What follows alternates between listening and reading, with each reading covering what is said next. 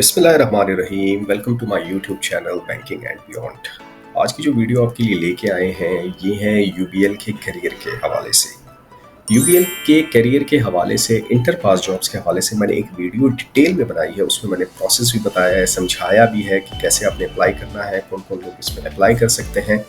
लेकिन मेरे पास बहुत सी क्यूरीज आ रही हैं उस पर, तो मैंने कहा चले क्यों ना कि उस पर एक वीडियो ही बना दी जाए और लोगों को थोड़ा सा गाइड किया जाए कि आखिर कौन से लोग इसमें अप्लाई कर सकते हैं, कौन से लोग अप्लाई नहीं कर सकते, और जो उनकी क्यूरीज मेरे पास आ रही हैं तो उनको भी वन बाय वन सॉल्व करने की कोशिश करते हैं।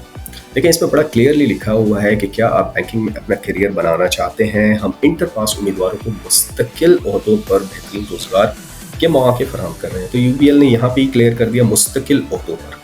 फिर अब अगर मराद की बात करें तो देखिए, थोड़ा थोड़ा लिखा जाता है, बहुत डिटेल में। यहाँ पे पॉलिसी तो आपको नहीं बताई जा सकती ना कि सैलरी कितनी होगी, सारी चीज़ें कितनी होंगी। मुझसे लोग ये भी पूछ रहे हैं, मैं आगे बताऊंगा कि क्या क्या सवालात आ रहे हैं। लेकिन आगे बढ़ने से पहले मैं आपसे रिक्वेस्ट करूंगा कि आपने अगर चैनल को सब्सक्राइब नहीं किया हुआ तो चैनल को सब्सक्राइब करें और वीडियो को ज़रूर लाइक करें और कमेंट सेक्शन में ज़रूर बताइएगा अगर आपकी कोई क्यूरी हो तो। देखिए, यूबीएल ने बड़ा क्लियरली लिखा हुआ है तनख्वाह 47,500। तो यूबीएल ने बता दिया कि आपकी इनिशियल सैलरी 47,500 रुपये होगी। ग्रेड OG4, ग्रेड 4 की ये जॉब होगी। अब लोग मुझे ये कहते हैं कि यार वो जो गवर्नमेंट सेक्टर में क्लास 4 होता है ये वो तो नहीं है। यार ये गवर्नमेंट सेक्टर की जॉब नहीं है, ये बैंक की जॉब है। वो क्लास 4 और ये class 4, this is separate. Banking sector में जो ग्रेड्स हैं वो एक अलग है। इंशाल्लाह मैं उस पर भी वीडियो बना दूंगा, आपको बता दूंगा। क्लास 4 लोएस्ट जॉब्स होती हैं, लेकिन इसके हट के क्लरिकल और असिस्टेंट की जॉब्स अलग होती हैं। तो ये ग्रेड 4 है, इनिशियल पोजीशन है, आपने इंटर पास किया हुआ है तो डेफिनेटली आपको आहिस्ता आहिस्ता ही ऊपर लेके जाएंगे ना। आपकी अगर जो जो एजुकेशन इंक्रीज होगी, एक्सपीरियंस इंक्रीज होगा तो आप आगे बढ़ेंगे। अपने और अहल खाना के लिए मेडिकल इंश्योरेंस दे रहा है, ऑन जॉब आपको मेडिकल इंश्योरेंस दे रहा है और लाइफ मेडिकल भी आपको दे रहा है। इसके अलावा देखिए, मोटर बाइक फाइनेंसिंग की सहूलत, motor bike car financing banking में सहूलत होती है, हाउस फाइनेंसिंग, ये सारी सहूलतें बैंक में होती हैं। इसके अलावा प्रोविडेंट फंड और ग्रेजुइटी, जब आप रिटायर होते हैं बैंक से या आप बैंक छोड़ के जाते हैं एक सर्टेन टाइम ऑफ पीरियड के बाद, 3 4 5 6 साल, हर बैंक का अपना क्राइटेरिया होता है, तो बैंक आपको जो आपकी सैलरी में से थोड़ा थोड़ा हिस्सा रखता है प्रोविडेंट फंड और उसमें अपना हिस्सा ही मिला के देता है, तो वो प्रोविडेंट फंड होता है। फिर एक ग्रेजुइटी होती है। ग्रेजुइटी बैंक आपसे 3 4 साल 5 साल बाद जब आप छोड़ के जाते हैं या फिर अगर आप लॉन्ग टर्म छोड़ के जाते हैं तो बैंक आपको एक सर्टेन अमाउंट देता है, उसको ग्रेजुइटी कहते हैं। वो एक बेसिक हो सकती है, 2 हो सकती है, 3 हो सकती है या मल्टीपल बेसिक्स हो सकती हैं। वो जब आप ज्वाइन करते हैं ना तो आपके कॉन्ट्रैक्ट पे लिख दिया जाता है कि कैसे होगा। अब लोग सवाल ये भी कर रहे हैं मुझे प्रोविडेंट फंड और ग्रेजुइटी कितनी मिलेगी। अरे भाई, आपने ज्वाइन नहीं किया, आप सेलेक्ट नहीं हुए, आपकी सैलरी का अभी आपको पता नहीं है, मतलब फ्यूचर की सैलरी का, आपको कैसे प्रोविडेंट फंड और ग्रेजुइटी आज से मैं बता दूँ। तो ये कुछ चीज़ें होती हैं जो कि पता नहीं होती, वो आप ज्वाइन करने के बाद आपको पता चलती है। अहलियत की शर्त देखें, ये जो शर्त लिख के दी गई है ना, inter pass, FA FSC DCOM ICOM, ये दिया गया है, दिस इज मिनिमम। इससे अगर किसी की क्वालिफिकेशन ज़्यादा है तो डेफिनेटली अप्लाई कर सकता है। लेकिन मैं यही कहूँगा कि अगर आपके इंटर पास है तो ही आप अप्लाई करें। अगर आपने इंटर पास से ज़्यादा है तो आप, और बैंक्स में जॉब्स आती रहती हैं ग्रेजुएट्स के लिए, आप उसमें अप्लाई कर सकते हैं। तो बेहतर है जो क्राइटेरिया दिया गया आप कोशिश करें कि आप पहले उसी पे पूरा उतरें। अगर आप पूरा उतरते हैं तो डैट इज़ गुड। अगर आप नहीं उतरते और मैट्रिक पास इस पर अप्लाई नहीं कर सकता। फिर लोग ये कहते हैं मेरा यूबीएल में अकाउंट नहीं है। अच्छा, यूबीएल ने इस दफ़ा क्या किया है, वही लोग सिर्फ अप्लाई कर सकते हैं जिनका यूबीएल में अकाउंट है, यू बैंक में अकाउंट है, यूबीएल माइक्रो फाइनेंस में अकाउंट है, या यू पैसा है इनका, उसमें भी अगर आपका अकाउंट है तो आप अप्लाई कर सकते हैं। ये इसलिए उन्होंने दिया है कि वो डायरेक्टली वो लोग सिर्फ शॉर्टलिस्ट होकर हमारे पास आएँ कि जिनका यूबीएल में ऑलरेडी अकाउंट हो और उनकी डिटेल हमारे पास हो। अगर नहीं है तो आप उसी वक्त अकाउंट बना के आप कर सकते हैं। यूबीएल ने ये भी ट्रिक खेली है कि नए कस्टमर हमारे पास ऑन बोर्ड आएंगे। 1000 लोगों ने अगर अप्लाई किया है तो डेफिनेटली 1000 लोग तो सेलेक्ट नहीं होंगे ना, उसमें से 200 400 500 लोग सेलेक्ट होंगे, 100 लोग सेलेक्ट होंगे, तो जो बाकी हैं वो उनके कस्टमर तो बन जाएंगे ना। तो इस तरह यूबीएल का जो अकाउंट रेशियो है वो भी बढ़ जाएगा। तो यूबीएल ने ये बड़ी एक ज़बरदस्त ट्रिक खेली है, क्योंकि बेरोजगारी तो बहुत है, सबको पता है। तो यूबीएल ने ये ट्रिक भी खेली है कि चले हमारे कस्टमर भी बढ़ जाएंगे, वो कुछ ना कुछ पैसा कभी ना कभी तो लेके आएंगे ना, वो पोर्टफोलियो भी बढ़ जाएगा और नंबर ऑफ कस्टमर बढ़ जाएगा। तो यूबीएल ने डेफिनेटली, ये फर्स्ट टाइम मैंने देखा है कि ऐसा हुआ है। बहरहाल उनकी पॉलिसी है। फिर लोग मुझे ये कहते हैं कि भाई मेरा इजी पैसा का अकाउंट है, मैं उसमें डाल दूं, मेरा जो है तो जैस कैश में अकाउंट में डाल दूं, मेरा मीज़ान बैंक में अकाउंट है, क्या मैं वो इंटर कर दूँ? भाई आप यूबीएल में अप्लाई कर रहे हैं, यूबीएल ने बोला है कि मुझे यूबीएल वाले कस्टमर चाहिए जिनका अकाउंट है, नहीं है तो आप अकाउंट बना लें। आप नहीं कर सकते ना। डेफिनेटली एक बैंक है, कोई परचून की दुकान तो नहीं है ना कि यार ये नहीं तो ये सही, ये नहीं तो ये नहीं।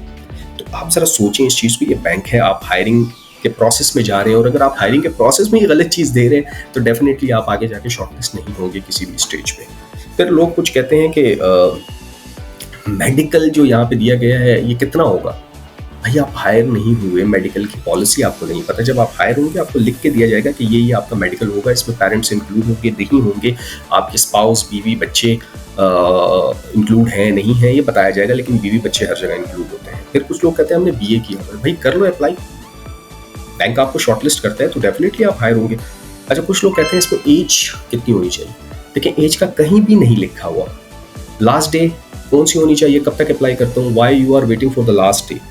आज अगर आपने एक ऐड देखा है आप अप्लाई कर दें, अकाउंट बनाएंगे अप्लाई करेंगे, डेफिनेटली इसमें टाइम लगेगा तो अप्लाई कर दें। Don't wait for the last date. Age का कहीं नहीं लिखा हुआ, आप अप्लाई करें। If you get email for short listing for further processing of the hiring तो आप अप्लाई करते हैं। डेफिनेटली ज़रूरत ही क्या है आपको एज में पढ़ने की या लास्ट डेट में पढ़ने की, जब देखें अप्लाई कर दें। तो ये आप अपना लें। अच्छा, कुछ लोग फिर सवाल ये भी मेरे पास आया कि हमें ये रखेंगे कहाँ, हम तो इंटर पास हैं, वहाँ पे तो बहुत क्वालिफाइड लोग होते हैं, सीए पास होते हैं, एसीसीए पास होते हैं, बीकॉम किया होता है, बीबीए किया होता है, एमबीए किया होता है, एमएस किया होता है, पीएचडी किया होता है, हमें कहाँ रखेंगे? भाई देखिए बैंक के पास बहुत से एवेन्यूज़ है, बहुत से डिपार्टमेंट है, मल्टीपल डिपार्टमेंट है, आपको कहीं पे भी फिट्स कर सकते हैं। ब्रांच बैंकिंग में आपको फिट कर सकते हैं, आपको ऑपरेशंस में फिट कर सकते हैं, आपको सर्विस क्वालिटी में फिट कर सकते हैं, आपको सेल्स में फिट कर सकते हैं, आपको शरिया में फिट कर सकते हैं, आपको ऑडिट में फिट कर सकते हैं, आपको रिटेल में फिट कर सकते हैं, आपको एडमिन में फिट कर सकते हैं, आपको ट्रेड में फिट कर सकते हैं, आपको क्रेडिट में फिट कर सकते हैं, आपको रिस्क में फिट कर सकते हैं। और कितने डिपार्टमेंट के नाम लो। हर बंदा जो बैंक में आता है वो सीख के नहीं आता, वो बैंक में आके ही सीखता है। हमारा जो एजुकेशन सिस्टम है ना वो हमें प्रैक्टिकल कुछ सिखाता नहीं है, वो हमें सिर्फ थ्योरेटिकल सिखाता है। तो education something else. Banking career कहीं से बुक से आप सीख के नहीं आते, वो आपको प्रैक्टिकली काम करके सीखना होता है। बहुत से मैंने ऐसे पुराने जो बैंकर्स थे वो इंटर पास थे, ग्रेजुएट्स थे, वो कोई इतनी आला तालीमें थोड़ी होती थी पहले। तो भाई आप बैंक में जब आएंगे तो ऐसा तो नहीं है कि आप आए दूसरे दिन आपको बिठा दिया चलिए जी आप अकाउंट ओपनिंग करें, दूसरे दिन आपको बिठा दिया जी आप चेक प्रोसेसिंग करें, दूसरे दिन आपको बिठा दिया जी आप ऑडिट करें या आप रिस्क मैनेजमेंट करें। नो, आपको सारा ट्रेन किया जाएगा, आपको गाइड किया जाएगा, आपकी ट्रेनिंग होगी on the basis of track training.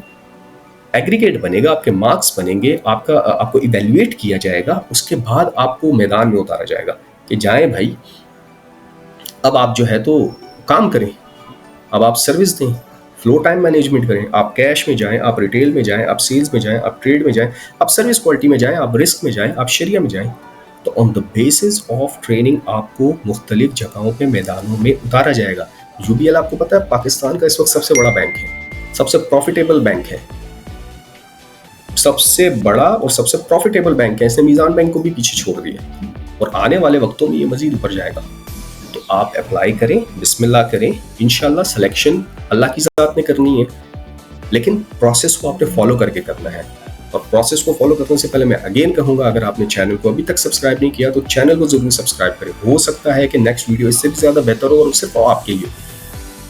तो उम्मीद करता हूँ आपको चीज़ों की समझ आ गई होगी, और अगर फिर भी समझ ना आए हो तो मोस्ट वेलकम, कमेंट सेक्शन में ही बता सकते हैं, ईमेल पे भी बता सकते हैं। इंशाल्लाह मैं हूँ, इंशाल्लाह आपको गाइड करता रहूँगा। इसके अलावा भी जॉब्स आती रहेंगी, उसके हवाले से भी मैं आपको गाइड करता रहूँगा, और बैंकिंग के प्रोडक्ट्स के बारे में, बैंकिंग के नॉलेज के हवाले से, पाकिस्तान स्टॉक एक्सचेंज के हवाले से इंशाल्लाह वीडियोज़ मज़ीद आती रहेंगी। तब तक अपना बहुत सारा ख्याल रखें, मुझे दुआओं में याद रखें। अल्लाह हाफ़िज़।